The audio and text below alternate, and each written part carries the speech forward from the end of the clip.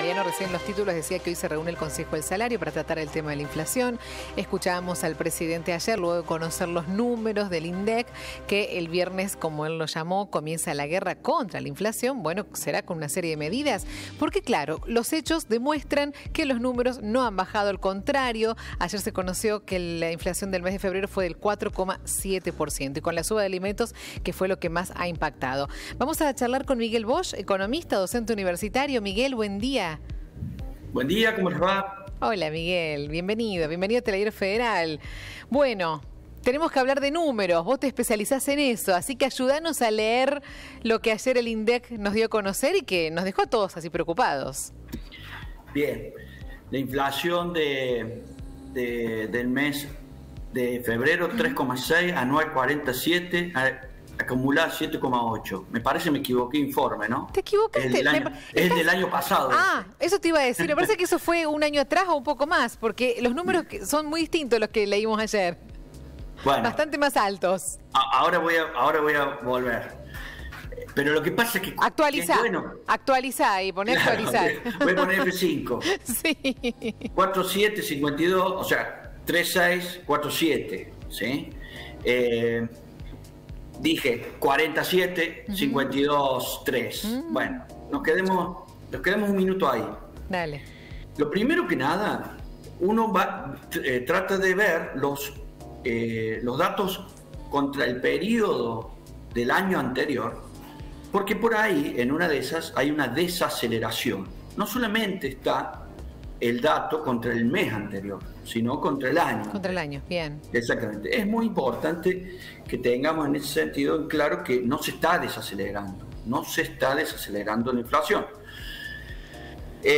Me encantaría decir que se está desacelerando. ¿Por qué? Porque comparo, por ejemplo, este mes contra el pasado es más alto, pero este mes contra febrero del año anterior es más bajo. Entonces, pues decir, no, pará, acá hay algo que podría llegar a ser un indicio de que el tobogán tiene menos pendiente en la caída. Con esto, los datos ya los vamos sabiendo, vale la pena que los remarquemos. Parte de esto tiene un fuerte componente alimentos. Lo que creo que todavía nos falta marzo en algunos rubros. Los rubros educación, por ejemplo, ajustan en marzo en muchos casos. No olvidemos que más de una vez hay paritarias también en marzo, se ven esos efectos paritarios.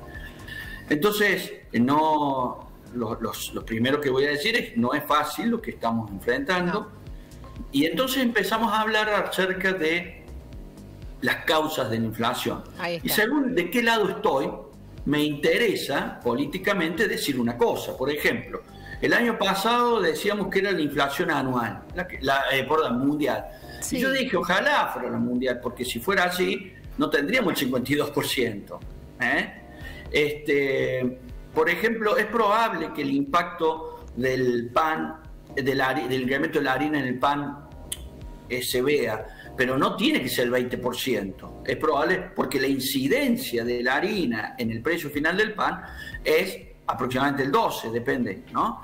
Entonces, del tipo de pan. Entonces, si hablamos, para redondear, si hablamos que es el 10 y la harina aumenta el 20%, entonces nosotros tenemos que estar hablando de 2% solamente en el pan y no el 20%. Claro. O sea, lo que vos decís, Miguel, que viste que el presidente habló de un shock externo relacionado a la guerra y bueno, todas las implicancias que tiene. Puede ser una causa, pero además hay un montón de otras causas internas del país que hacen que la inflación sea tan alta. Exacto. Es decir, para decirlo de una manera, del 4,7 podemos explicar un punto por lo exógeno, por lo externo. Bien. Pero no vamos a poder, y yo lo estoy diciendo con criterio, aunque no tengo certeza de ese punto. Pero no estoy diciendo que es el 4,7. No, claro. El problema es que cuando yo digo que es solo el 4, todo el 4,7 es de afuera, obviamente lo puedo decir para la tribuna, o estoy equivocado y no voy a enfocar las causas de la inflación. Por ejemplo, ¿hay grupos concentrados que tienen poder de fijación? Por supuesto que sí, existen y hay que hacer frente. Pero eso por N afecta el 1% del 4,7. Después decimos, hay un componente del 1% de expectativas. Bueno, Entonces, ponele que sea el otro 1%. Y entonces vos tenés, y después sí, yo voy a seguir diciendo, mientras este gobierno sea desordenado, contribuye con la emisión porque es un 1%, no el 4,7%. Está bien, claro, se entiende. Sí, decime, estoy pensando, porque esta es la inflación de febrero, cuando se debe conocer la de marzo, que es un mes complicado el mes de marzo. Claro, es lo que llamamos un mes caliente. Claro. O sea, sí.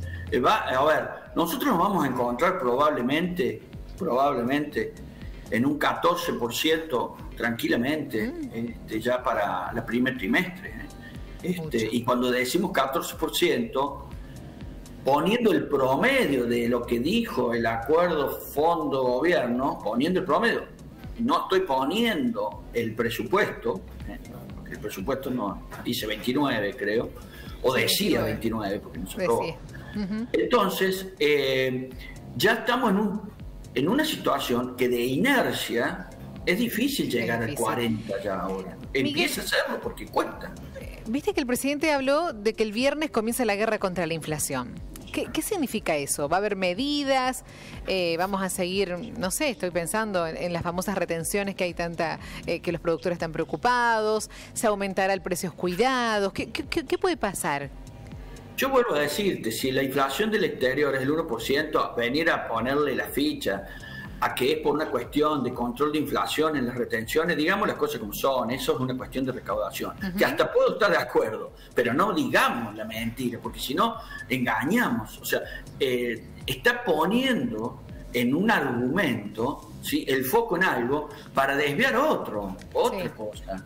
O sea, vamos de vuelta. Lo primero que vemos, mira, la teoría de la política económica de manera más simple dice, tenés que definir, lo primero, tener en claro las causas, definir un objetivo y fijar instrumentos para eso, pero es la regla más básica. Bueno, si las causas están mal definidas, vamos a definir mal los objetivos y obviamente vamos a definir mal los instrumentos. Bueno, y otro tema que no lo hablamos, pero no en detalle, el tema de dónde se vio reflejada esta inflación tan grande, ¿no? Que justamente es los alimentos y es lo más complejo que puede llegar a pasar, porque sí o sí no podemos dejar de alimentarnos, ¿sí? Uno tiene que seguir comprando, pero claro, en promedio un 7,5 es altísimo y si empezamos a desmenuzar, ni hablar, pero digo, es mucho 7,5 para un mes en alimentos. Mercedes, allá por el año 2012-11, con Guillermo hablaba y yo le decía, el problema es que esto es incremental, porque llega un momento en el que los procesos económicos, las acciones de la gente, los especuladores, los formadores de precios, los que están con expectativas, generan acciones que hacen que la inflación, dicha de una manera muy simple, se autorreproduce. Eso es lo que algunos economistas entendemos, lo que llamamos hiperinflación. La hiperinflación no es un nivel, es cuando la inflación ya tiene por sí misma, el sistema, un proceso de autorreproducción. 2011-2012. ¿Y cuál es el primer problema que dije aquel momento? Que hay que hacer frente a las causas y que es multicausal. Claro. Y que en la medida que de pronto, 2017, Alejandra Vallejos dijo, la inflación, señores, mientras los salarios crezcan igual o más, no importa. Y no es cierto, porque llega un momento que se les lleva puesto todo. Sí, y muy lejos. Y muy dispar una cosa de la otra. Querido Miguel, como siempre, tan agradecidos con vos de que nos ayudes a reflexionar, a charlar sobre tantos números que nos preocupan. Te mandamos un abrazo. Gracias a ustedes siempre, muchas gracias. Gracias.